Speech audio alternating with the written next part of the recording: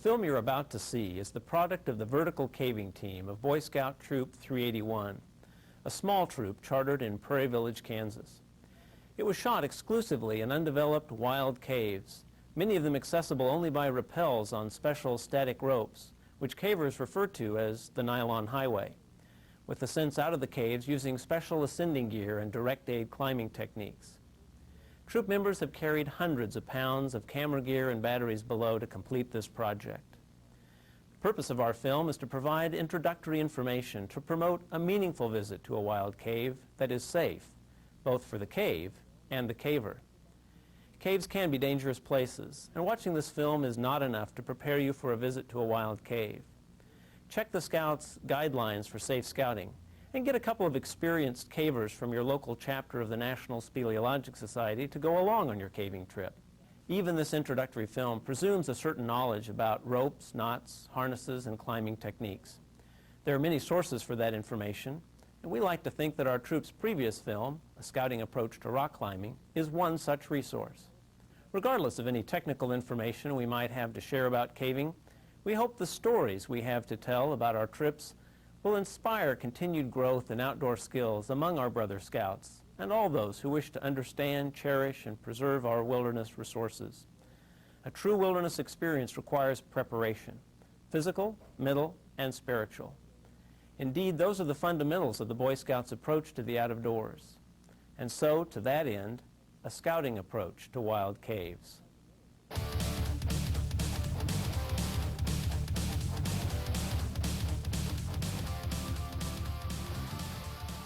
For centuries, mankind lived in the twilight zone of caves, in harmony with their natural environment, and receiving in return protection from the elements and safety from predators.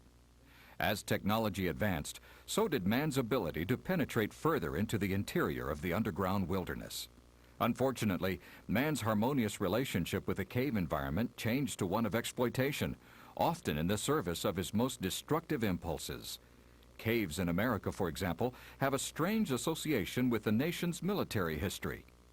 During the Civil War, President Abraham Lincoln ordered a naval blockade of ports in the South, seeking to choke off the rebellion's supplies of war material, including gunpowder.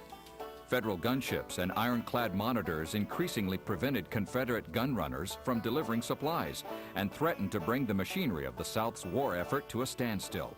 Confederates discovered that cave soil, enriched by bat droppings, which are called guano, could be processed to make an essential element of gunpowder called saltpeter. Cave formations were dynamited out of the way to allow for mining of guano deposits to make gunpowder. President Lincoln dispatched Major General William S. Rosecrans and the Federal Army of the Cumberland to drive the Confederates from the saltpeter caves. Having done so, General Rosecrans decided to inspect the caves. An enlisted man in the 15th Pennsylvania Cavalry, Ball Colton, accompanied the general and recorded in his diary, "Many of the men visited Hill's Cave, and during a visit to this cave by General Rosecrans and staff, the general's rather bulky form became wedged in a narrow passage, and for a few minutes it was a question whether the campaign might not have to be continued under the next most senior general. He seemed pretty well frightened, and we had to guide him out." Then, as now, skill in some outdoor activities doesn't mean that one is prepared to visit a wild cave. After the war, exploitation of caves continued with the discovery that bat guano made excellent fertilizer. Centuries-old deposits of guano were mined, with many partially mined layers still towering tens of feet in the air. But not even the inhabitants of the caves themselves remained free from mankind's altered relationship with the underground wilderness.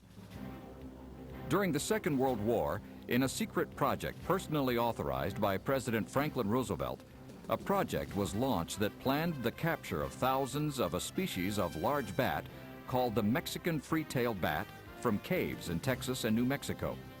Each bat was to be outfitted with a small firebomb induced to hibernate and placed in special bat bombs that would then be dropped over the wooden tenements that housed the Japanese industrial workforce.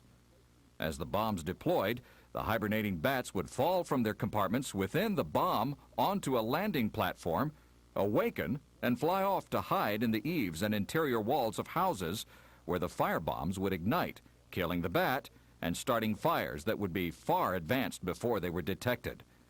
The Japanese industrial workforce would be left homeless, and the imperial war machine would grind to a halt before an estimated 500,000 Allied lives would have to be sacrificed in an invasion of the island of Japan.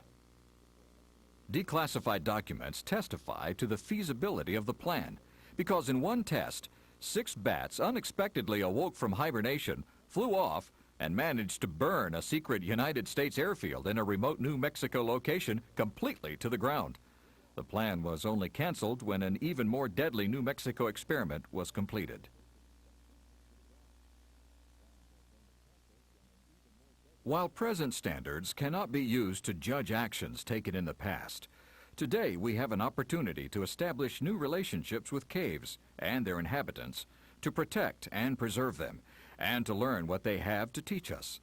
In addition to enjoying their sheer beauty, visiting a wild cave can give us a new appreciation for many things about the world we live in, as the underground wilderness has lessons for us about space, about time, and about light. Caving can help you appreciate the monumental size of nature's handiwork. Most people think of caves as a place to appreciate small openings, and we've seen our share of that, to be sure. One wild cave opening in particular, though, impressed us by its enormous size.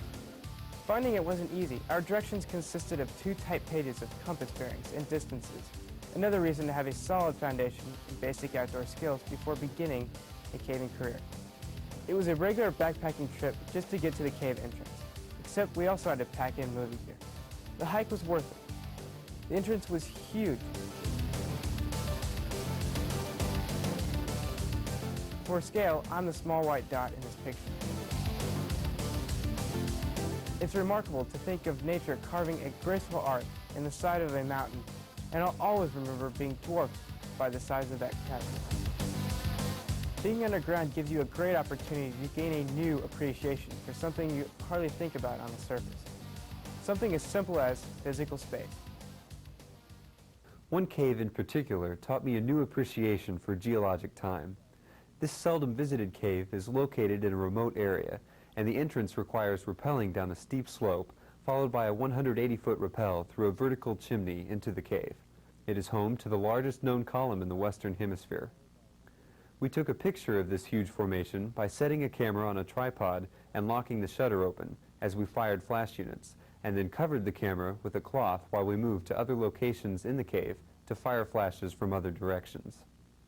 It took us half an hour and over 60 flashes to make a single exposure, and the resulting photograph of the column is on the front cover of this video. A silhouette of one of our team members was caught by one flash and can give an impression of the size of this formation that is over 10 stories tall. The time it took to create such a formation must have been tremendous, but we gained an appreciation for just how long it took later on our visit to that same cave. 75 years ago, this cave had been mined for guano, and there were still artifacts from the miners present in the cave. Getting tired of hoisting the guano out of the cave entrance on cables, the miners had tried to carve a tunnel to the outside. We knew from our research that the last time that pickaxe fell was 3/4 of a century ago. While having lunch on the rock fragments those miners left, we made an amazing discovery. There on the gravel pile was a thin coating of the mineral calcite, the same mineral that the huge column was made of. This thin layer of calcite had taken 75 years to form, so imagine the time it took to create that column. Cave formations, generically called speleothems, take an enormous amount of time for nature to create, yet they can be damaged or destroyed in an instant, erasing forever an opportunity to appreciate the enormous quantity of time involved in geologic processes. On the surface, we are constantly bathed in an intense flood of light and think nothing about it. Once below, all light has to be imported and conserved. There, its amazing qualities can be appreciated. It can be used like paint to cover a surface or to reveal a hidden texture. It can reveal amazing things like speleothems, solid rocks in actuality that can transmit light.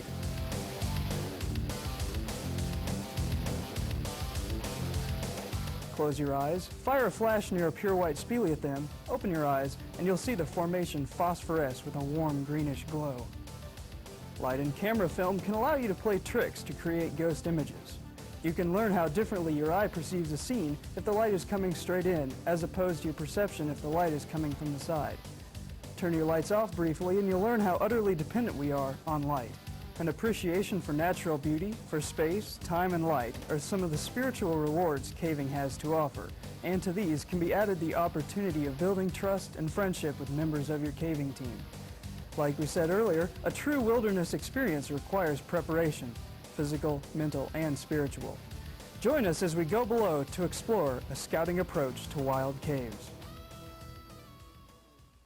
We are going to cover a number of practical aspects of visiting wild caves: equipment, procedures to prepare you for emergencies, techniques and skills for visiting wild caves, and an introduction to vertical caving. Every time even the most careful caver enters a wild cave, that cave is at risk for injury. Therefore, you must be prepared to appreciate what you may see once below, so that the risk to the cave is justified by a benefit to you. That's why we will cover some of the cave formations and dwellers you may encounter, with an emphasis on how to protect and conserve them. The most important thing we want to bring you is not the technical information, but rather the spirit in which wild caves, the whole outdoors really, should be visited. The attitude appropriate to entering a wild cave is the attitude of respect and reverence you would have in entering a great cathedral. Only here, God himself is the architect and builder. Defacing a cave is like desecrating a church. While it sounds kind of cute, a popular cave motto is easy to remember.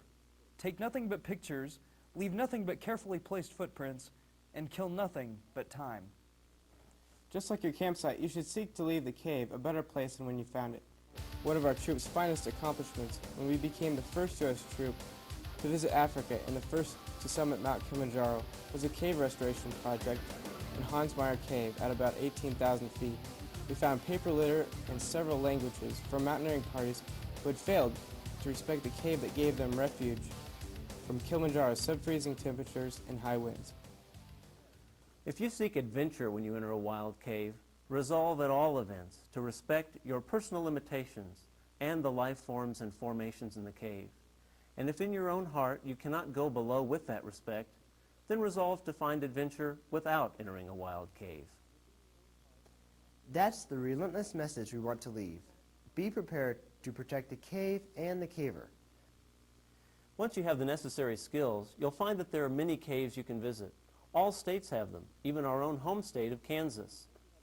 Most, like this cave, occur in limestone formations, but there are also gypsum caves, lava tube caves, ice caves, and even caves along the seacoast called littoral caves. Some caves occur in geologic fault lines called block creep caves. And now to business, the business of being prepared to protect cave and caver.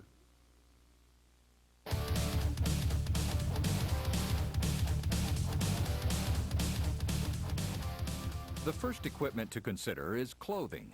Cave clothing will take a beating. The goals are warmth, abrasion resistance, and mobility. One-piece, non-cotton, fast-drying synthetic coveralls are ideal. You will want to cut off any loops that might get caught on rock edges. Some cavers even sew the pocket shut for the same reason. We prefer to have the pocket space available. Clothes must be tough enough to withstand crawling and squeezing through narrow spaces, and must be a bit on the large size so as not to restrict movement. If you can, avoid zippers as they tend to get clogged by cave mud. You will want to be able to dress warmly for periods of inactivity such as rest breaks, meals, and photography, which is especially time-consuming underground. As with any camping activity, you will want to use the layering system to achieve warmth. Caves are often cold. You'll want to dress in multiple layers, preferably non-cotton fabrics such as polypropylene or wool. How much insulation you will need to layer on depends on the cave's location, its altitude, the wetness of the cave, and how much and what kind of activity will occur in the cave. Cave temperatures are essentially constant all year through, with the cave temperature varying by latitude as shown on this map. Average temperatures of caves near the Canadian border will be around 41 degrees Fahrenheit, while caves near the Mexican border will average around 68 degrees. Caves at a high altitude will be colder for any given latitude. In general, temperatures drop 6 degrees centigrade with every 1,000 feet of elevation. Wet caves are obviously colder, and steps must be taken to keep insulating layers dry from both cave water and sweat. On average, most materials are about 240 times warmer when dry than when wet, and cotton fabric like blue jeans is an especially poor insulator when wet. Even without standing water, the relative humidity of most caves is over 90%, so moisture is always a factor. In some caves, it may be necessary to swim through pools, in which case a wetsuit will be needed.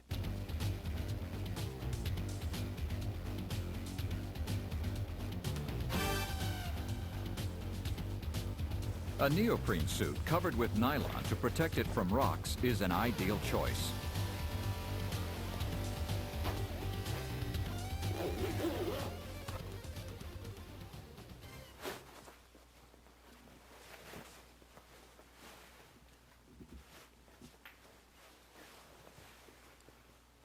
We have found that it's wise to wear protective coveralls over wetsuits if you are wading through fairly still water.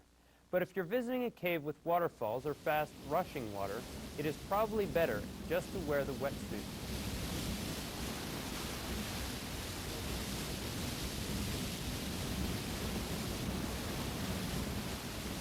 That arrangement sheds the water more efficiently and makes movement easier. When selecting clothing, remember to consider the trip to and from the cave.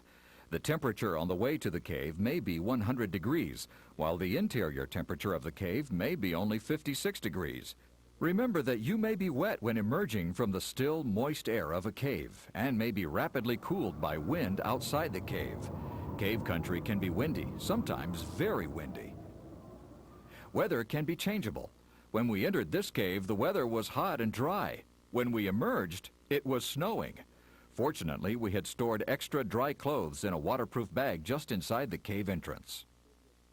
It pretty much goes without saying that caves are dark. The rule on lighting is that you must carry a minimum of 3 independent sources of light, each being sufficient to get you safely back to the cave entrance. 3 candles are not independent sources of light if you lose your matches. A headlamp, a candle, and a carbide lamp will not do in a cave with waterfalls.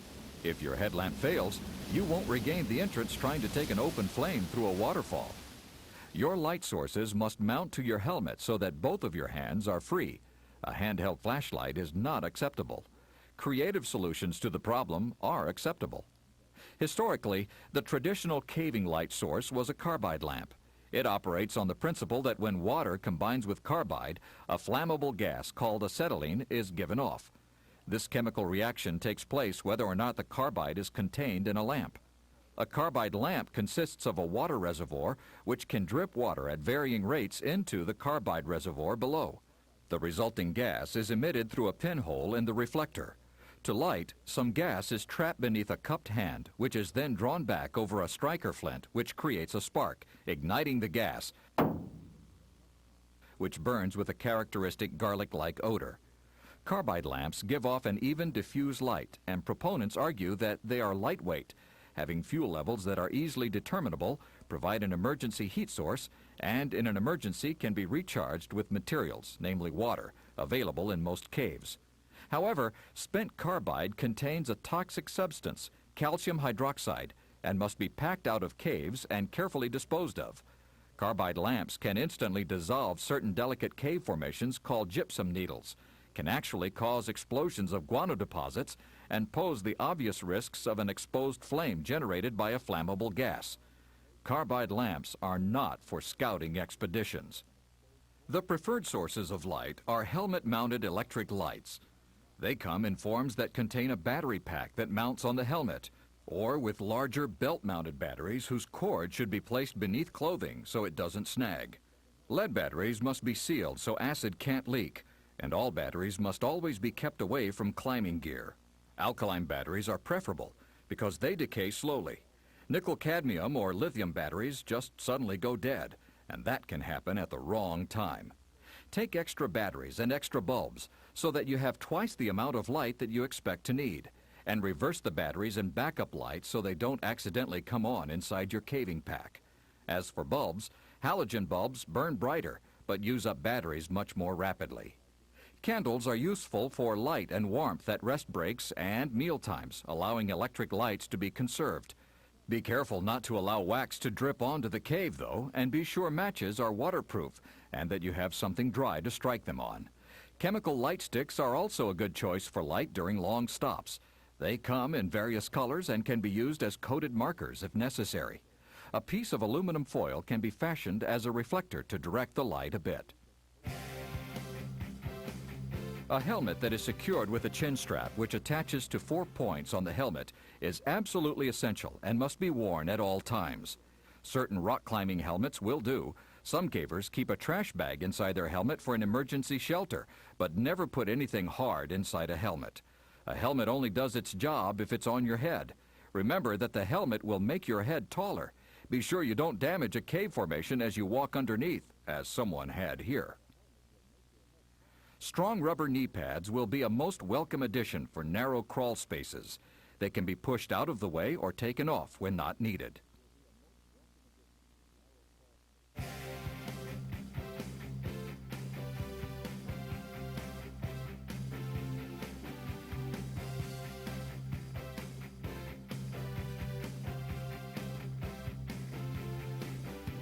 Ankle-supporting lug-soled boots with a good heel are also essential. Because regular soles can leave marks on a cave formation called flowstone, non-marking soles are preferred.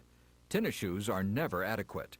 In British Commonwealth countries where shallow streams are common, the preferred footwear are high-topped waterproof boots called Wellingtons, or wellies for short.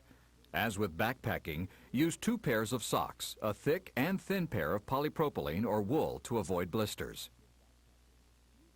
Gloves are also essential to allow safe rope work, provide insulation, and to keep skin oils from getting on cave formations.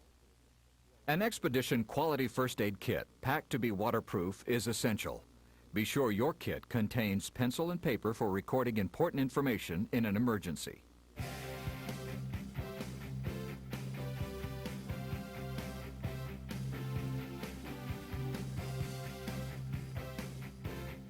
A cave pack is also advised. It should be narrow and free of loops that might catch on projections. You will want a pack that can be carried several different ways, including being hung from a climbing harness. Additional equipment that should be carried in the cave pack includes a hand line of 50 feet of 5/16 line, plenty of drinking water, high-energy food, a knife, extra layers of dry insulation, extra light sources, including one that can double as a heat source, a repair kit with pliers, duct tape and repair cement, a wristwatch, waterproof cave mat, prusik cords, a locking carabiner, whistle, compass, flagging material to mark off delicate areas of the cave, equipment to pack out both liquid and solid human waste, and an emergency survival bag. Just as essential to carry with you is a knowledge of emergency procedures, a knowledge of the limitations of your group and any health problems they may have, an awareness of the weather topside, and a willingness to say no-go to something that you're not up to.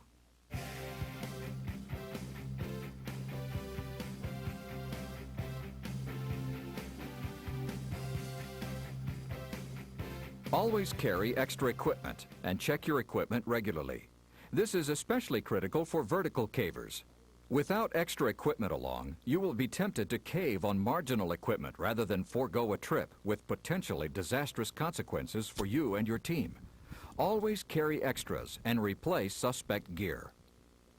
Guys, I like the stitching on this chicken loop at all. Well, there's an extra one in that bag over there. Okay. That one.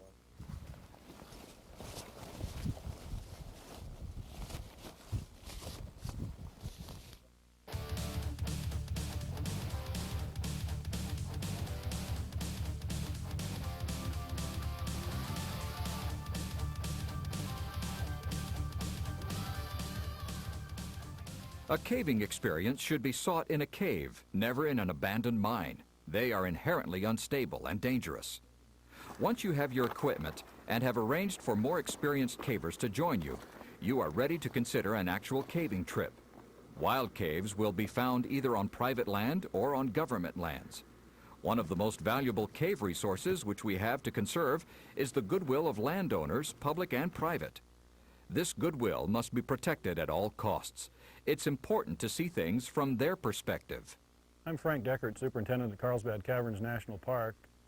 The National Park Service has been faced with a dilemma ever since it was established in 1916, and that's how to preserve the natural and cultural features of our country while at the same time providing for their enjoyment.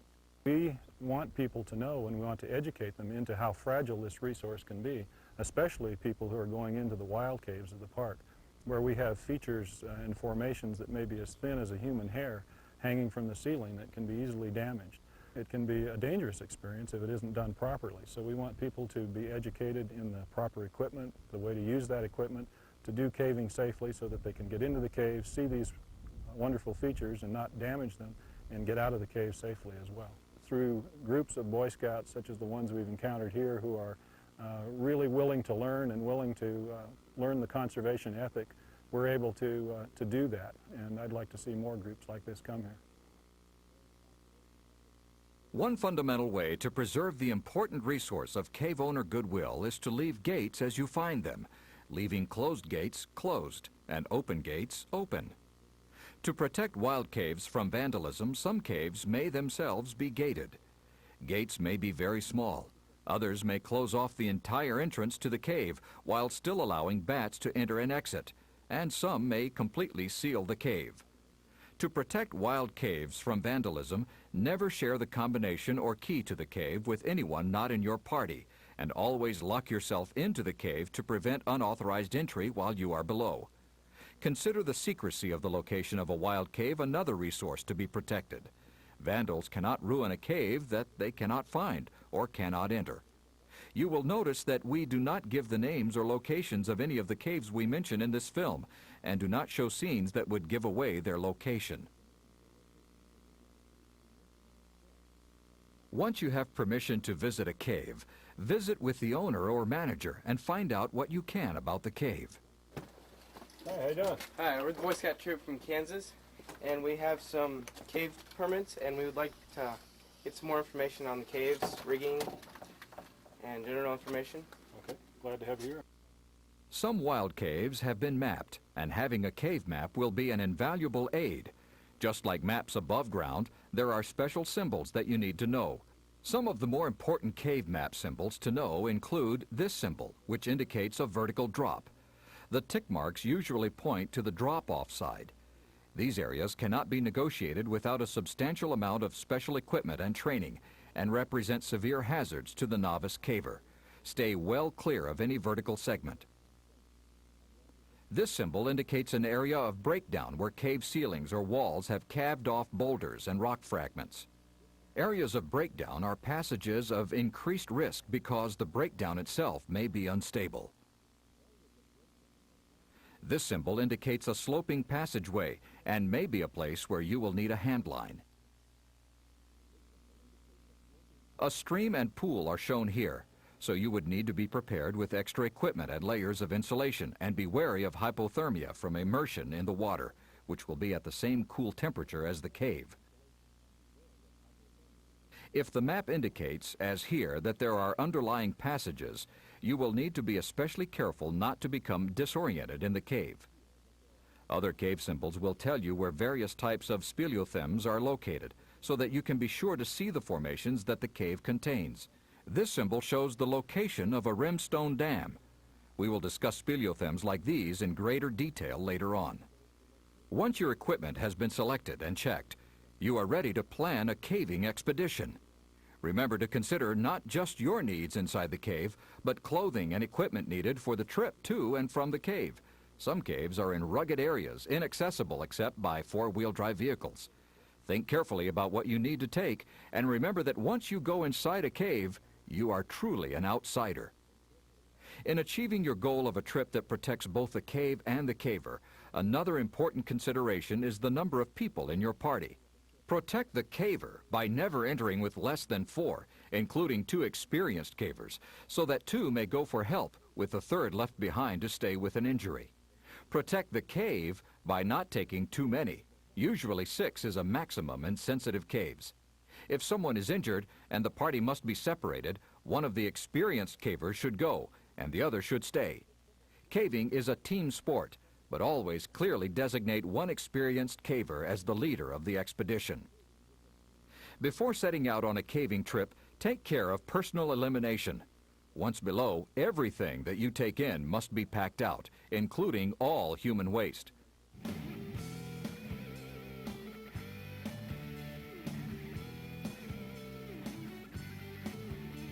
Be prepared with specially labeled containers to pack out both solid and liquid waste.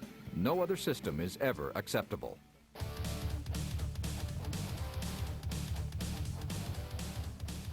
A caving party needs to be prepared for a number of caving hazards, realizing that a trip to a wild cave will always involve a degree of risk that cannot be eliminated.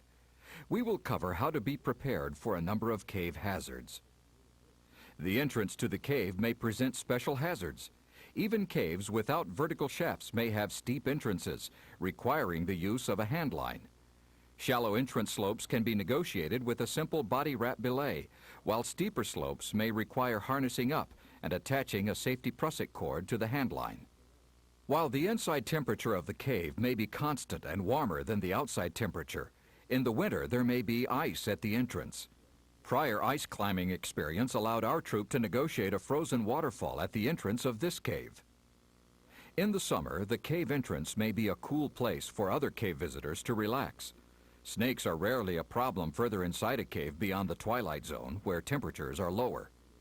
Surface conditions can affect your safety below, and flooding is always a major concern. Check weather conditions frequently before you go below. Stay out of certain caves altogether in rainy weather, such as caves with active stream entrances or caves with deep sinkhole entrances. Assess a cave for its risk of flooding. Look for organic debris high on the cave wall that has washed in, or sculpturing of the side of the cave that indicates that the cave is flooded by large volumes of rapidly moving water. Be aware of the catchment area the cave may drain and how saturated with water the ground already is. This is the entrance to the world's longest known gypsum tube cave. Its catchment area is huge, and gypsum soil doesn't absorb water well, so there is a large amount of runoff in a rain, making for a huge risk of flash flooding. Once inside a cave, be alert for signs of flooding. Listen for a rising sound level and changes in airflow. If the cave has a stream, look for increased foam and debris in the water. If it looks like you may be about to be flooded, do not try to race floodwaters. The force of moving water is irresistible. A cubic meter of water weighs a metric ton, and the force of moving water will overwhelm you. Instead, assume a survivor mentality. Seek high ground in the cave and conserve heat, water, light, and energy until floodwaters recede.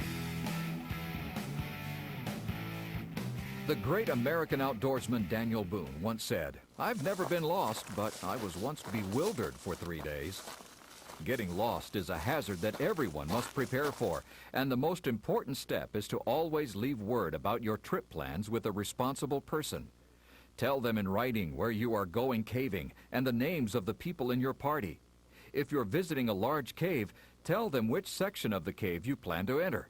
Give them a return time with a generous allowance for the unexpected, and make sure the person you are leaving word with knows how to find the cave and who to contact if you haven't returned several hours after your expected return time. Don't change your plans without notifying this person. Once inside the cave, prevent becoming lost by referring to a cave map if you have one. Temporary flagging can be used if necessary to mark the route. We've got a side passage. I'm going to flag it on the left. All right, thanks. Always flag passages the same way and in a manner that will not harm the cave. More importantly, always look back as you go through passages so that things will look more familiar on the way out. Obviously, flagging must be removed as you go back through the cave. Last person out, grab the flag. Got it.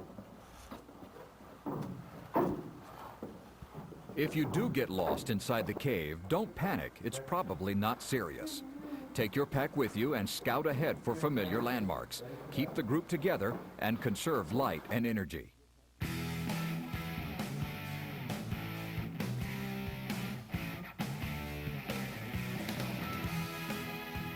Always carry an adequate supply of water when caving. While it is appropriate to carry some method of water disinfection in your first aid kit, you should not routinely plan to use water found inside the cave for drinking purposes. Carry enough extra water in case you are temporarily stranded inside a cave. Cool interior temperatures, wet conditions, and physical exhaustion make caves a place of particular risk for hypothermia. Emerging from caves into high winds with wet clothing also make the journey home from a cave a period of high risk. Hypothermia can be avoided by proper clothing, adequate intake of food and water, avoiding fatigue, and preserving a constant awareness of the risk. Symptoms of hypothermia may include shivering, lack of coordination, stumbling, slurred speech, a distant gaze, irritability, a lack of willpower, and a weak, irregular pulse. Immediate action is required. First, remove the victim from any area of danger. Then, the prime directive becomes to prevent further heat loss. Insulate them with packs, rope coils, or whatever is at hand to prevent further heat loss to the cave floor. Gently remove wet clothing and surround the victim with as much dry insulation as is available. Place additional insulation under the helmet to prevent heat loss from the head. A survival bag should be carried even if it is only a couple of large trash bags. Keep the victim horizontal and always protect the victim's head. If heat sources are available, such as these chemical packs, place them in the victim's armpits and groins, not on arms and legs. Carefully consider using an open flame heat source such as a candle. Do not massage extremities. A victim that is awake may be given warm, sugary fluids. Victims that are unconscious are at particular risk of injury if shaken or jostled, so handle them with extreme care. Avoiding horseplay like running and jumping, being sure to use proper footgear, and being aware that mud and humidity will create slippery conditions are the best way of avoiding injuries. In case of an injury, protect the casualty from further injury by removing them from any source of additional danger. Prepare a safe place free of rocks and insulate the victim from heat loss. Vertical cavers need to be especially prepared for injuries to arms and legs and should carry a traction splint and be proficient in applying it to a victim. Leg injuries are the most common accident to befall vertical cavers. Self-reliance and self-rescue are the preferred responses. But if someone is so injured that outside help must be sought, the pencil and paper in your first aid kit should be used to write down what injury occurred and to whom, where, and when the accident occurred, the last known status of the victim, and what help is needed. Directions to the cave should be included along with a notation of what difficulties a rescue team will encounter in reaching the victim. One experienced caver should go with another member of the party to find help, while the other experienced caver stays behind with the victim, assuming a minimum party of 4 cavers. Those left behind should stay together, protect their sources of light, avoid heat loss, eat and drink adequately, and keep track of time. Bad air is a rare cave danger, unlike the situation inside a mine. Beware, though, of caves with large amounts of decaying vegetation and those near thermal features. If you think the air may be bad, get out immediately. Don't think you can rely on a burning candle for fair warning. Caves in some parts of the country can be home to a fungus called histoplasma, found in cave soil. Infection with this fungus, a disease called histoplasmosis, can cause pneumonia-like symptoms of cough, fever, and fatigue, and can leave permanent scars in the lungs. To minimize the risk, try not to raise a lot of dust as you travel through a cave. The dust also coats and degrades cave formations, so this precaution can protect both the cave and the caver.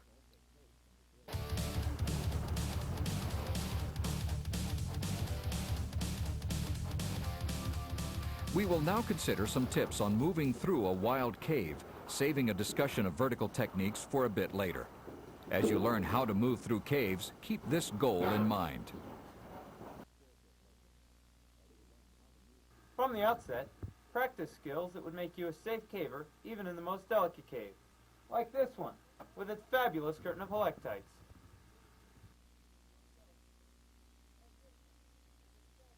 A lot of tricks about moving through a cave will be intuitive.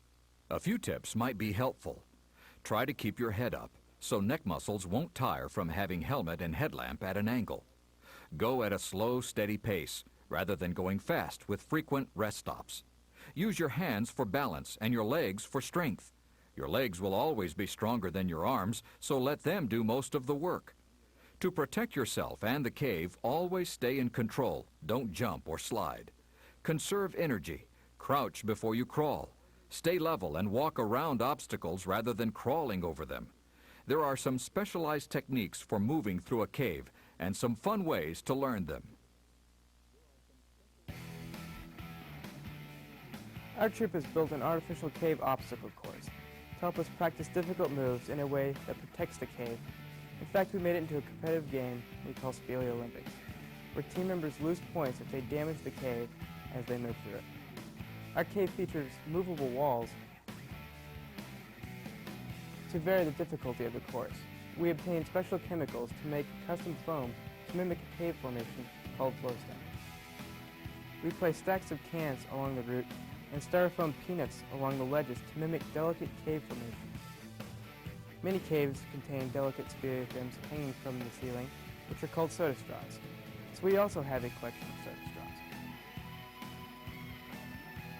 Anyone moving through a wild cave needs to be sure not to disturb bat colonies, so we have a couple of bat roosts.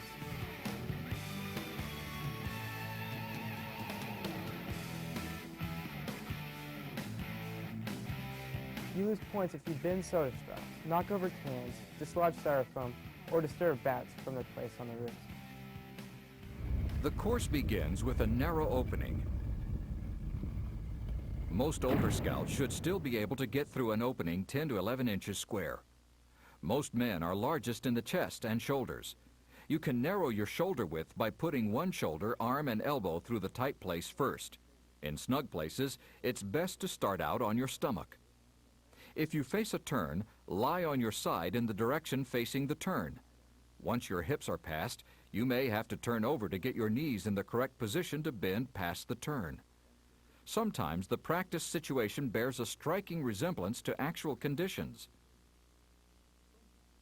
Many people worry about getting stuck in a cave passage, but it's not that common.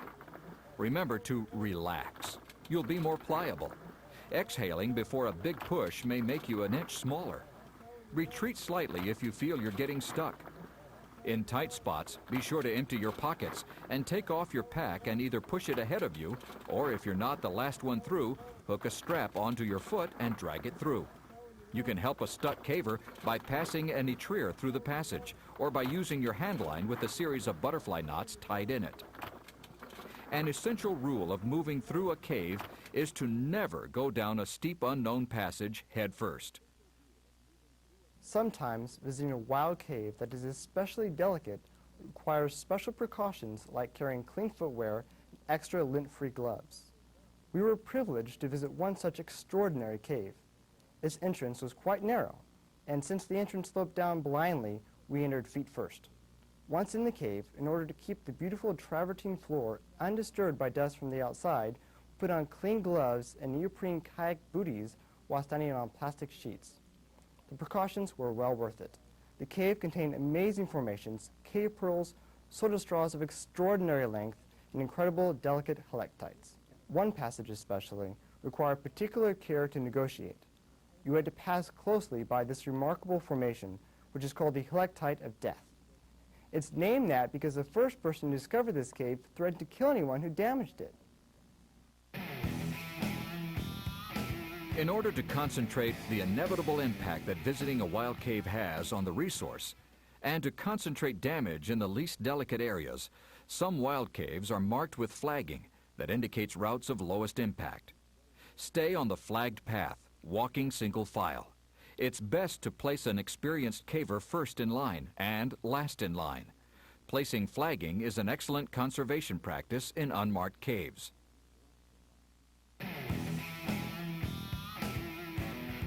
Sometimes caves will have water passages longer than you will want to wade or swim in a wetsuit.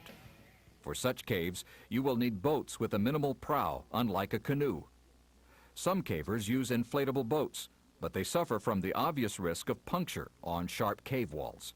Using kayak gloves or ping pong paddles rather than canoe paddles is a good idea for really narrow passages.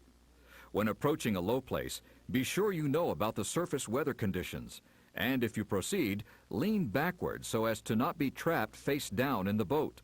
The practice of sumping, Ducking through completely filled passages to air pockets on the other side has absolutely no place in a scout caving experience.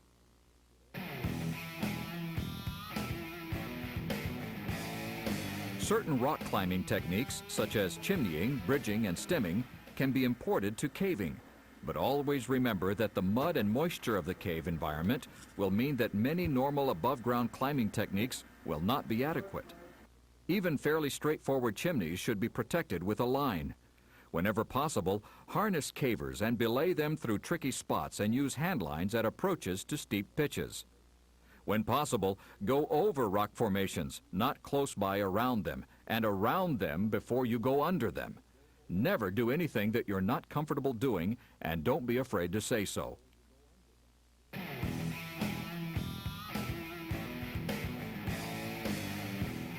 One of the most dangerous parts of travel in a wild cave involves the use of ladders. Some wild cave entrances may have fixed, rigid ladders placed at gated entrances or placed to protect delicate formations. Extreme caution must be used. Even more risky are the use of cable ladders, which are responsible for a disproportionate number of caving accidents. Always belay a cable ladder climber. Establish a fixed line close to the ladder and use a cow's tail with an ascender to protect the climber, always being careful to keep the rope pulled through the ascender as the climber climbs. It is critical to place the hands around the back of the ladder, with palms facing inward at head height. Keep elbows tucked in. Never climb a cable ladder in boots that have lacing hooks, and always place the heel of the boot, not the toe, against the ladder rung. If the ladder is up against the cave wall, you can turn yourself and the ladder on the side to continue climbing. A cow's tail attached to a climbing harness can be used in addition to the belay line for added safety if a climber wants to rest. Be sure the carabiner is clipped around the cable, not just around the rungs of the ladder during a rest. Rigging cable ladders is tricky, and climbing cable ladders is treacherous. This is no place for the novice, and must always be done with exceptional caution. Properly prepared and trained, your team can encounter danger, uncertainty, challenge, lure, grandeur, and fascination as low crawls and squeezes are pushed with determination and the entire cave system is negotiated from river sink to resurgence. The Swiss caver Alfred Bogley said, "Under the Earth's crust, there exists such an enormously great world in absolute darkness that we can, with some justice, speak of a new continent."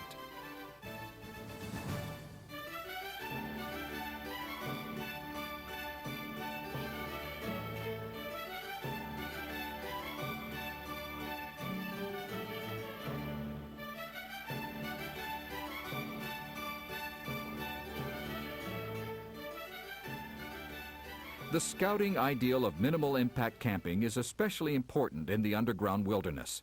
It's worth repeating the fundamental rule of responsible caving. Take nothing but pictures, leave nothing but carefully placed footprints, and kill nothing but time. We have already touched on a number of important points, such as wearing non-marking soles if traveling over flowstone, not stirring up cave dust, not drinking cave water, wearing clean clothes into the cave, and carrying out all waste. Always travel on marked trails. Never publicize the location of a wild cave except to the person you inform about your trip before leaving. Remember to regard landowners as a valuable cave resource to be conserved. There are a few other important points to make. Don't touch cave formations with bare hands. The oils on skin can permanently damage them. Try not to touch them with dirty gloves. Don't even remove speleothems that are already broken. Unlike rock formations, don't walk on cave formations. Go around them. Never place a mark on the cave wall. Some wild caves will have a registry that you can sign to commemorate your trip. It even helps those who manage wild caves to assess the impact of a given level of visitation. Special care must be taken in eating while underground. Caves are normally environments of eternal famine. Dropping food crumbs can enrich the food supply in the cave, attract animals not native to the cave, and upset the entire balance of nature in a cave. Carefully clean up any crumbs that you might leave at a meal. This, for example, is not a cave formation, but a mold not native to this cave growing on a discarded piece of bread in a wild cave. It's hard to overemphasize how everything you do, even your simple presence, can affect the cave. As an example, in 1970, some French cavers drained a sump and found a network of passages, including some that contained prehistoric drawings. A telemeasuring station was placed to transmit information about the cave to the surface before the sump was flooded again. 3 years later, a monitor had to be replaced. 4 divers spent only 13 minutes in the cave where a detectable rise in temperature was noted. It took the cave 4 days to return to its normal temperature. To justify the impact you will have on a wild cave, you must be prepared to appreciate the life forms and formations that you will see below.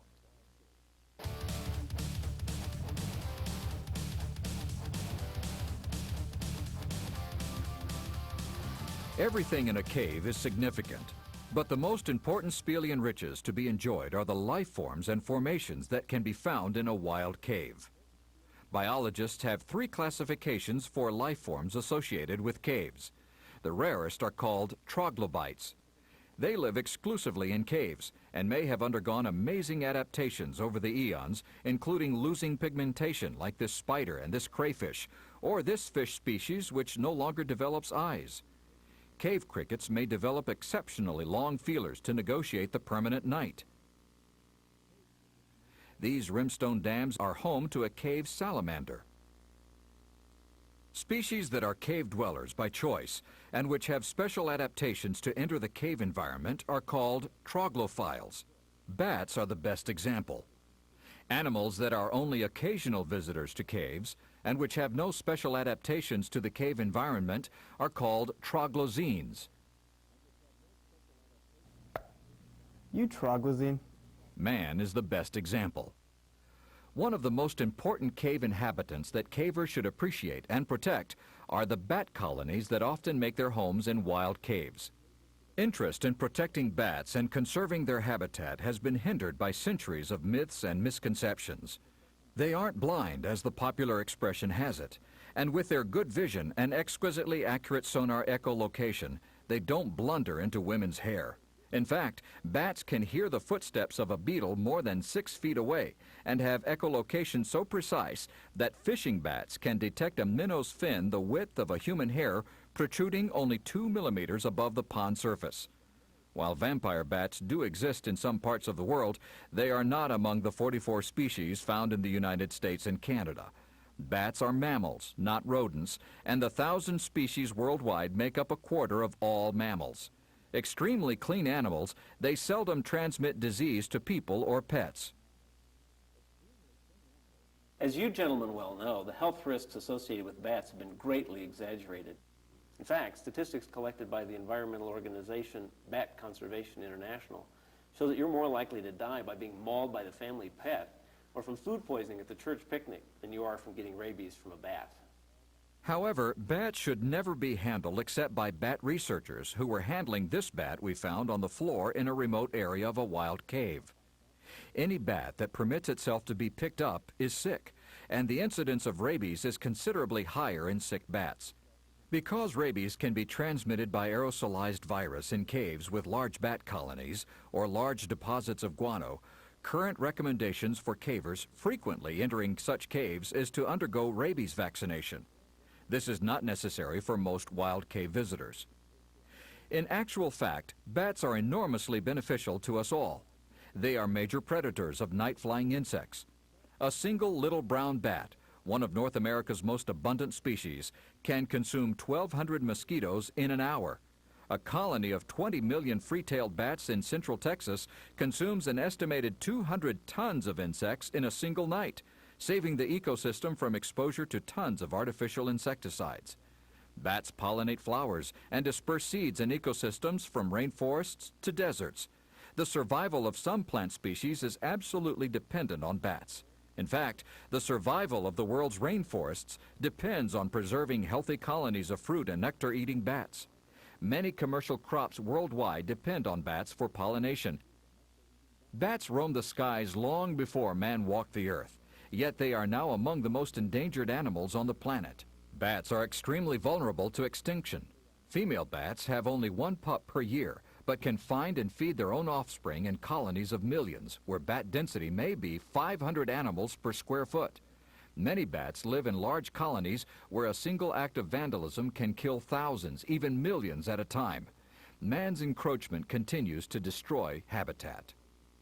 Cavers can protect bat populations in several ways. Hibernating bats should not be disturbed in any way. Tremendous amounts of energy are used in the few moments it takes to rouse a bat from hibernation, and without available insects in the winter, awakened bats often promptly starve to death. Some caves simply should not be entered, especially during the period when newborn bats are present. Care must be taken when traveling through low cave passages not to bump into bats with helmets or lights. Never use a carbide lamp in a cave with a bat colony. The heat and fumes are noxious to them. It's another reason scout groups should not use carbide light systems.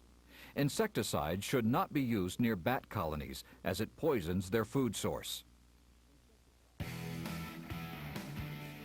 Bats' survival depends on our learning to value them as our allies. Unfortunately, the number of people interested in bat conservation is growing. Caving responsibly is the start. Bat habitat can actually be expanded by constructing artificial bat houses like these, which were part of an Eagle project. Plans for houses can be attained through Bat Conservation International in Austin, Texas. Increased bat populations can decrease the use of hazardous pesticides. For some bat species, it's already too late. But with proper education and careful care of bat environments, there is still a chance to keep bats as an important part of our ecosystem.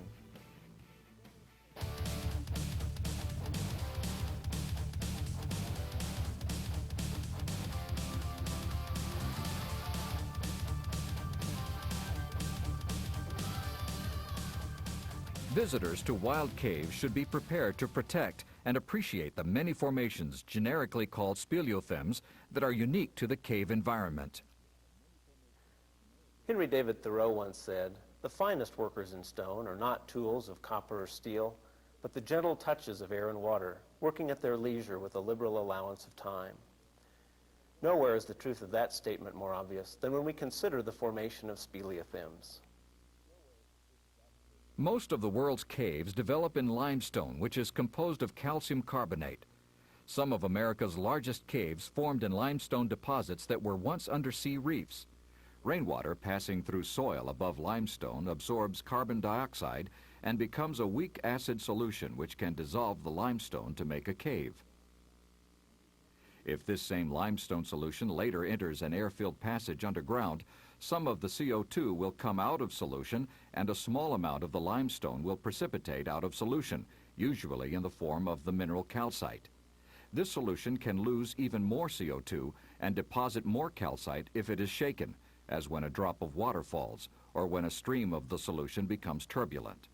The slow deposition of calcite coming out of solution is the process that creates most speleothems. The type of speleothem that results is determined by a competition between two factors. The first factor is the path of the water that will be giving up the mineral, which is gravity dependent, and whether the water is running, seeping, or dripping. The second factor exists because each mineral has its own peculiar preference for certain crystal forms and certain directions of crystalline formation, which allows some speleothems to develop in defiance of gravity. The most common cave formation is probably the stalactite, which can be remembered because they hang on tight to the ceiling. The name derives from the Greek meaning oozing out in drops. All stalactites are believed to begin as soda straws. Soda straws are cylindrical formations the exact diameter of a drop of water. As the water pauses at the end of the tube, carbon dioxide degasses from solution and a thin rim of calcite is deposited at the tip of the straw. Left undisturbed, soda straws can grow to fantastic lengths. Soda straws over 18 feet long are known to exist. When water begins to flow over the surface of the soda straw, the classic stalactite will form. Stalactites may be of amazing purity. Our troop photographed this spectacular example in a cave that required a 75-foot rappel from a free-hanging belay station rigged at the end of a tight, steeply sloping crawlway which we protected by a traverse line. It was the most technical drop we have ever performed. The risk had its rewards in being able to see these fabulous speleothems. Incidentally, at the bottom of that same drop, we found these bones from a prehistoric mammal that tried rappelling without a rope. The bones have been carbon dated to be about 1,500 years old, and like speleothems, such artifacts must not be removed or damaged. Stalagmites form on the cave floor from dripping water above them, either from the ceiling or from a stalactite. They are usually larger in size than the stalactite above them and have rounded tops rather than the pointed ends typical of a stalactite. They also do not have the hollow central core of the stalactite. The size, height, and shape of the stalagmite depends upon the distance that the water droplets fall, the rate of drip, rate of evaporation, and the amount of mineral in solution. Thin stalagmites of remarkable height can form, or stalagmites can form as huge, massive pillars. Many special types are described, including fried egg stalagmites and Christmas trees. In that same technically rigged cave we mentioned earlier, we found this improbable hourglass-looking stalagmite. When a stalactite and stalagmite grow together, they form a column, like the enormous one that we showed earlier. Anthodites are clusters of white, radiating, spiky, quill-like crystal sprays. They are most uncommon. Hydromagnesite balloons are found in only a few caves. This remarkable speleothem is a gas-filled balloon with walls only 0.05 of a millimeter thick, but up to 5 centimeters in size. This interesting formation is called boxwork and is found in only a few caves in the world. Some authorities believe it is actually a pattern that already existed in the rock when the cave was dissolved out of a rock layer, in which case it would be called a petromorph rather than a speleothem. Cave clouds initially form inside a body of water as a subaqueous coating and are often quite striking. Condylites are conical shells of material that often resemble an ice cream cone stuck in hardened chocolate ice cream. They form when water splashes into a soft material like mud, sand, or even bat guano and deposits calcite. Later, the soft material may be washed away, leaving a relatively freestanding formation. This so-called birdbath condylite is an excellent example. Coralloids is the fancy term for one of the most common speleothems, more popularly known as popcorn. Popcorn can cover enormous surface areas, as shown along this wall. Popcorn often decorates other speleothems, like these stalagmites. Many subtypes are described, including one called coral pipe.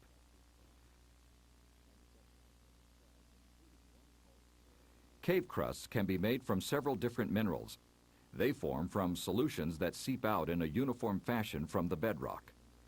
Cave cups always form originally in cave pools, and their tops represent the stationary pool surface.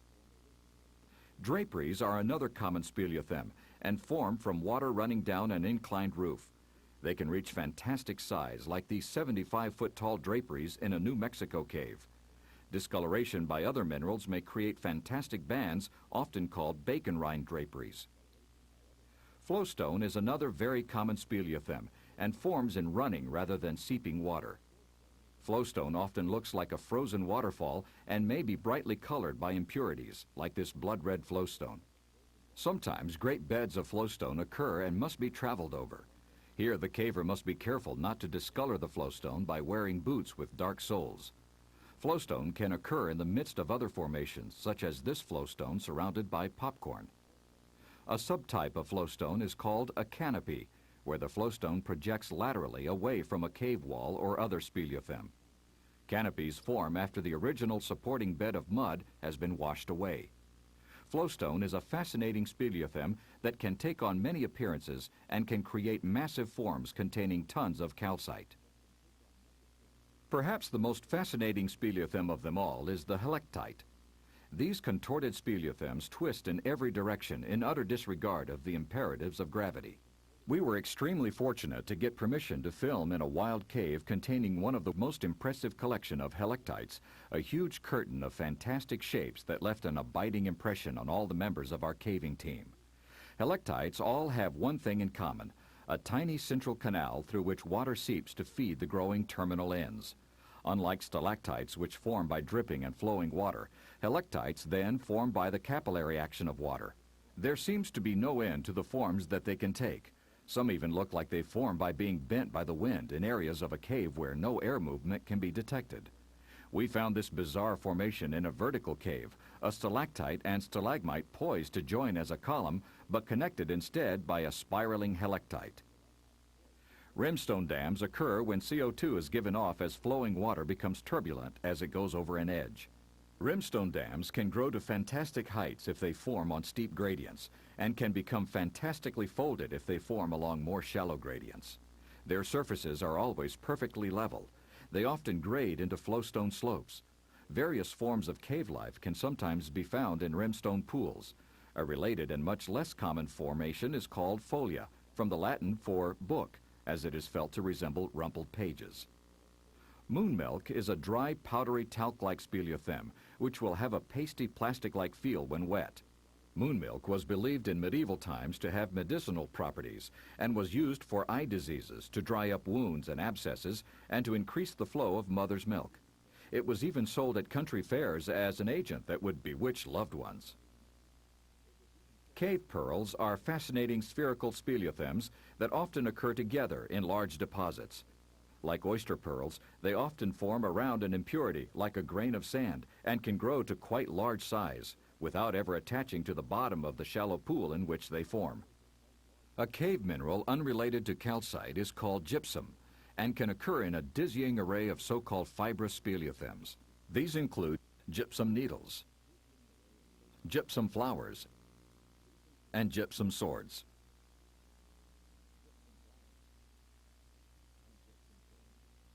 One of the world's most amazing gypsum formations is this unbelievable length of gypsum rope. Gypsum may form elaborate chandeliers. An exceptionally rare speleothem is called cave grass and actually has a greenish hue. Gypsum formations are often quite delicate. The discoverer of one once highly decorated passage told us that the entire passage was originally completely covered with gypsum needles. When we visited, needles could only be found in hidden locations. Sometimes composite flowers are created, composed of gypsum and some other mineral, forming a family of speleothems called cave spiders. Frostwork is a needle-like speleothem that can resemble a cactus. They often occur in association with popcorn and are among the most exquisitely fragile and intricate of speleothems. They are unfortunately prone to damage by vandalism and carelessness. Cave rafts are thin plates of crystalline material that float on the surfaces of cave pools. The upper sides are smooth and glossy, while the underside is rough with crystalline projections. They form in quiet pools where carbon dioxide degasses at the surface of the pool and precipitated minerals are held there by surface tension. Cave rings are formed by drip splashes of water from high ceilings, and their diameter reflects the height of the ceiling above. Shelfstone is a flat deposit attached as a ledge to the edge of a cave pool or to other submerged speleothems. We found this shelfstone deposit forming at the base of a stalactite in a beautiful underground pool. These most unusual formations may have developed as shelfstone in a pool that subsequently drained. This collection is among the most unusual area of speleothems our troupe has ever seen. Reflooding of the area has eroded the bases of some of the formations, giving the eroded stalagmites the appearance of coral. Shields are oval to circular formations consisting of two parallel plates which are separated by a nearly invisible crack. The crack feeds mineral-laden solution to the rim of the shield. Shields often have dripstone attached to the bottom, which may give them a parachute-like appearance. Showerheads are formations that look exactly like what their name implies, and are stalactite-like formations from which a steady stream of water emerges.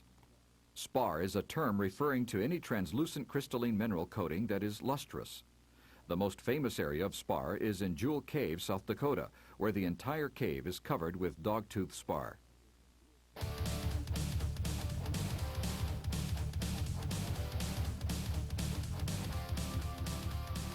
All cavers should follow the maxim of leaving nothing but well-placed footprints, taking nothing but pictures, and killing nothing but time. Some cavers with an especially strong wilderness ethic may want to do something more. That something more may be a cave restoration project. Simply walking through a cave can raise dust and leave lint deposits which may destroy cave beauty and hinder future cave development.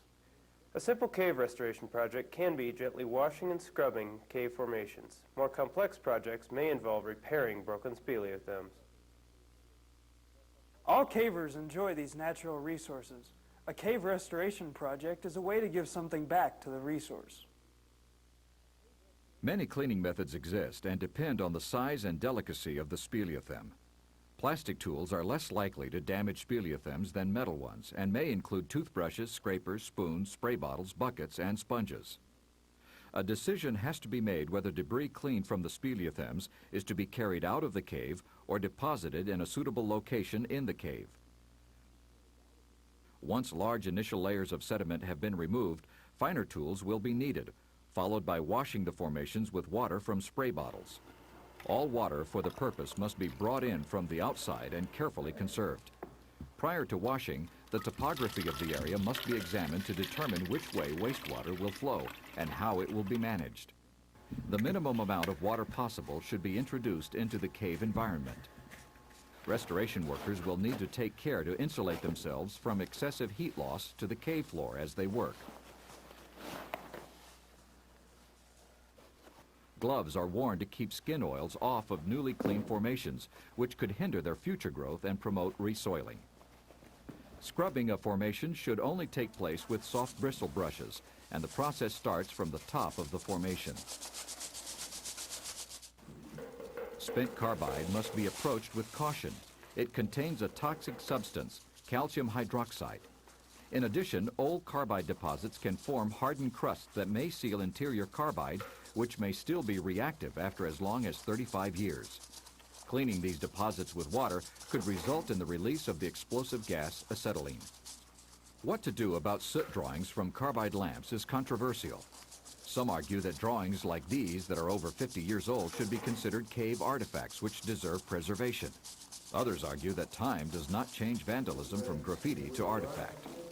In caves where artificial lighting has introduced algae deposits, the presently accepted technique is to spray the formation with the minimum possible amount of household bleach, wait 3 to 5 days, and then rinse thoroughly.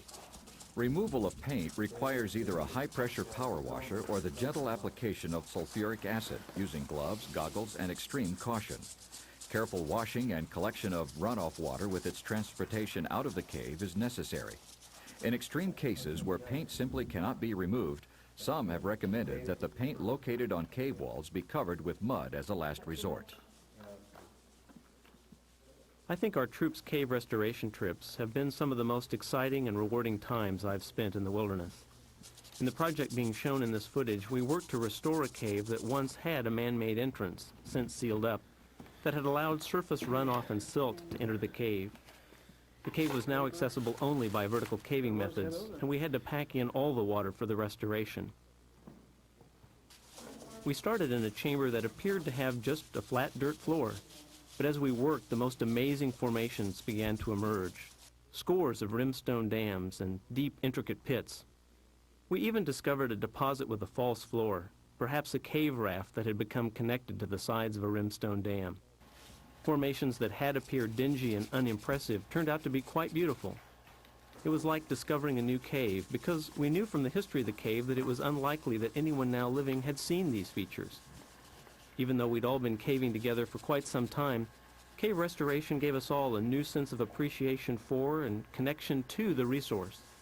It was profoundly satisfying to see these formations emerge to view after their long burial. Broken speleothems may be repaired with certain specialized techniques, and experts at the National Speleologic Society should be contacted for the latest recommended specifications. Here's an example. These are the only known pictures of an intact, priceless, one-of-a-kind formation called the Candle Table, which has since, sadly, been repeatedly vandalized.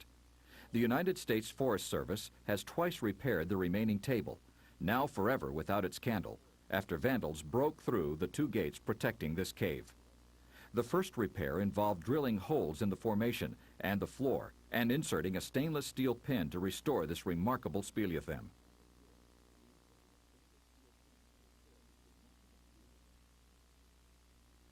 The second repair used special epoxy resins to return the table to its upright position.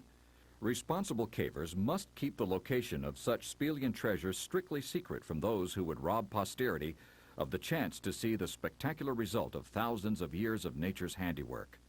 However, despite our best efforts, the need for cave restoration will likely continue.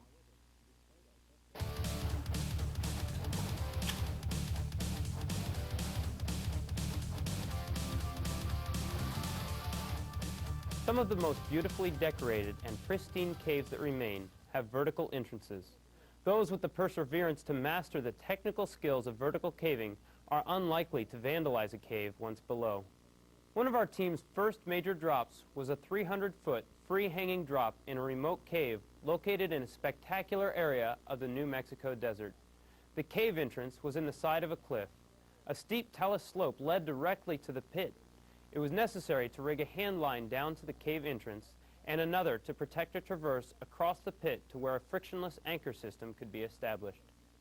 Climbing harnesses and a special rig called a cow's tail connected team members to the hand line on the traverse. Just getting to the anchor site was pretty exciting. We then rigged brake racks for the rappel and set off. Brake racks, not other rappel devices like a figure of 8, must be used on long drops. Because of the danger of dislodging rocks from the edge of the drop, members who have already made the drop take cover as other members descend. Tremendous heat can develop in a rack during a long drop, even after this carefully controlled descent. My brake rack was uncomfortably hot when felt with a bare hand. On the way down, remnants of an old wire ladder were encountered hanging from the wall. Such artifacts are not to be disturbed, but they are not to be trusted either. Once safely at the bottom, beautiful formations remained undisturbed for our enjoyment. Once the basic skills are mastered, the length of the drop becomes almost immaterial. Two of us have since done a 900-foot free-hang rappel in New Zealand that took about 20 minutes. Vertical cavers are well served to keep in mind that unlike rock climbers or mountaineers, the vertical caver's hardest work, reascending the fixed line, comes at the end of the trip, not the beginning. Time and energy must be carefully budgeted for the ascent out of the cave.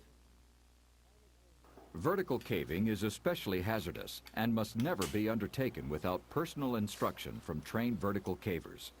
We do want to give you a brief introduction to the sport, however. Rappelling into a cave is easy. It's getting out that's hard. There are three basic systems for ascending from a cave. The Texas system, sometimes called the frog system, the Gibbs system, sometimes called the rope walker system, and the Mitchell system. Each has advantages and disadvantages. Our troop selected the Mitchell system and concentrated on understanding its strengths and weaknesses. The system is designed to be redundant to protect against equipment failure. One point of attachment is needed to keep a caver from falling. Two are necessary to ascend. Our system has 3 points of attachment, and each caver carries 2 backups. A sewn climbing harness is always worn. Handled ascenders are attached by strong cords to bootstraps called chicken loops that wrap around the ankle so that they cannot become dislodged. A shorter rope attaches the left-hand ascender low on the rope to be climbed. The other ascender, used for the right hand, has a longer rope that is clipped through one port of a double roller chest box. The rope to be climbed is placed through the other roller port. The roller box helps to keep the climber upright and close to the rope, allowing the legs to power the ascent more efficiently. Another type of ascender called a kroll attaches to the waist harness and is kept in place by a loop around the neck, secured beneath the chest box. A cord attaches from the waist harness to the lower ascender to prevent the caver from finding himself hanging upside down in a heel hang in the event of catastrophic failure of the upper system. Heel hangs are fatal within a few seconds. The lengths of all of these loops and lines is critically important and must be customized for each caver. Each system is therefore color-coded so that a caver is always using the same equipment for which he is personally responsible. It is always checked methodically by each caver before every trip. Every conceivable scenario of equipment failure is practiced repeatedly above ground. The special static line used in caving is different from the dynamic ropes that rock climbers use. In these practice sessions, the caving rope is fed out from a rope bag and then passes through a brake rack. The rate at which the line plays out is controlled by a belayer who keeps the practice climber a safe distance above the ground. The rope is then fed through a pulley and down to the climber. This makes up the practice system. Normally, the weight of the rope hanging into the cave makes it unnecessary after the first few feet to pull the rope through the ascenders. But for practice, it helps to have someone below the climber keeping tension on the rope. Multiple sequences of equipment failure are simulated as the caver is carrying backup systems to allow on-rope repair or replacement of failed elements. Okay, now it's time for things to start going wrong. Let's simulate a catastrophic failure of your chest box. Tell me what you're going to do. Well, I've got an extra backup chest harness here. It'll hold me into the rope for the rest of my climb. Once on the rope, self-rescue is virtually the only option. It's an excellent way to learn self-reliance and to build confidence. And I clip on with a locking beaner. I can clip to both the rope I'm ascending on and the rope that goes to my top ascender, which allows me to continue to climb.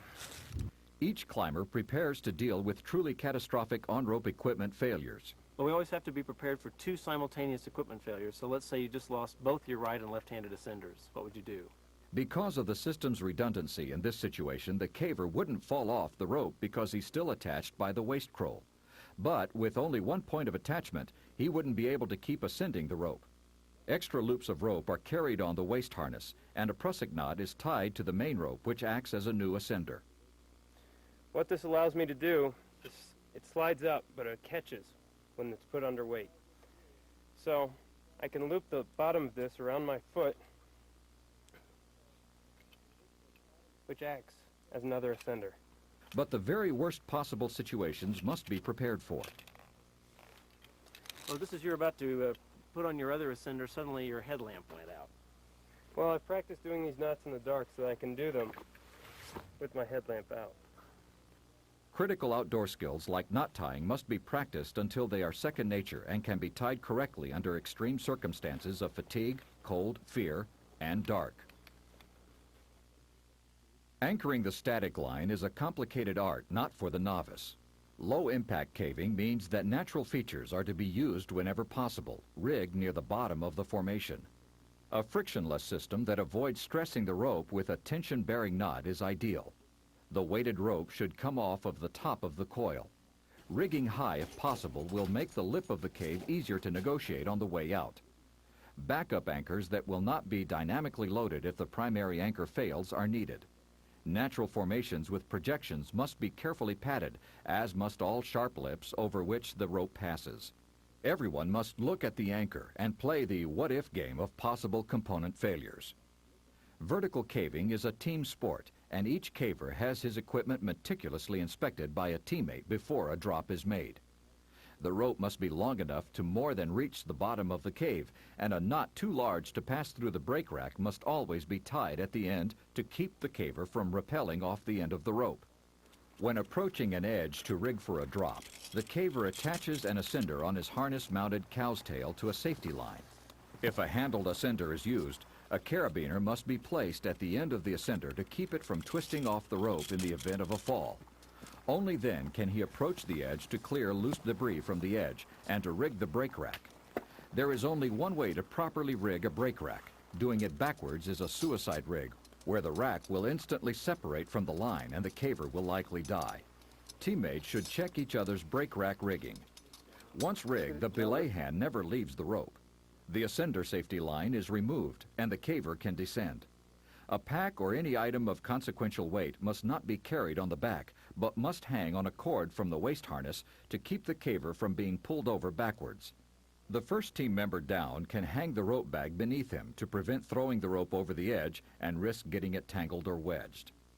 The non-belay hand is kept on the brake rack, where bars can be squeezed together to slow the rate of descent, or to add additional bars during descent. Extra bars will be needed as the weight of the rope hanging below the repeller diminishes, and his speed therefore increases as he nears the bottom. Never begin a rappel with fewer than 4 bars engaged. Aluminum bars are slower than steel or titanium and should be used by all but the most experienced vertical cavers. A straight slotted bar is advisable in the number 2 position to help prevent misrigging, but only one straight slotted bar should be used, and only in the number 2 position. Always be sure the bars are mounted on the long axis of the brake rack, where they cannot accidentally slide off if the retaining nut loosens. A right-handed person will have the short bar on the right, so that the free end of the rope exits the device to the dominant hand. Rope pads must be conscientiously replaced as the rappeller descends. Care must be taken to keep loose clothing or hair from being sucked into the brake rack. Each caver must know how to lock off the rappel rack mid-rope. Each caver must be trained in how to convert from rappelling to ascending while still hanging from the rope, and conversely to change from ascending to rappelling mid-rope.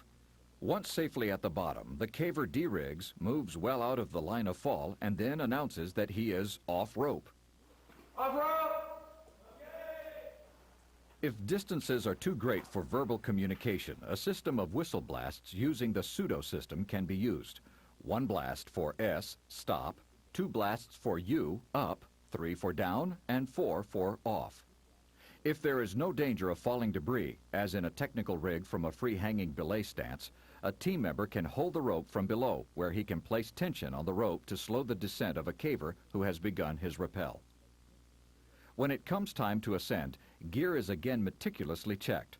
The problem of ascending until the weight of the rope is enough to pull the climbed rope through the system can be solved by hanging the rope bag on the bottom of the rope to provide some tension, having someone out of the line of fall putting tension on the rope, or by putting a coil of rope under a foot for the early part of the climb, which can then be run through a carabiner on the waist harness for ease of handling. Ascending is then slow and steady as the climber ascends vertically, crosses the lip, and returns to the anchor point. Once topside, cow's tails and a safety line are necessary to safely leave the edge of the vertical drop after ascending gear has been removed. Vertical caving requires high levels of physical fitness, as this team member who has just crossed the lip of the cave after ascending a 100-foot free hang can certainly attest. It all sounds complicated, and it is, but these skills are well within the reach of an experienced group of older scouts who are dedicated to continuing to develop their outdoor skills together.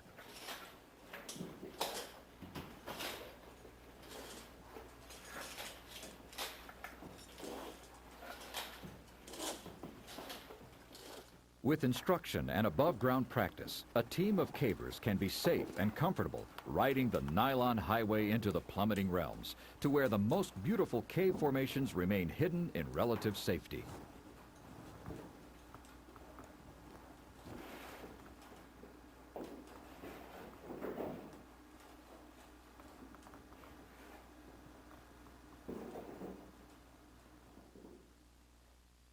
We hope that you've enjoyed this introduction to wild caves and that we've achieved our goal of promoting meaningful visits to wild caves that are safe for the cave and caver alike.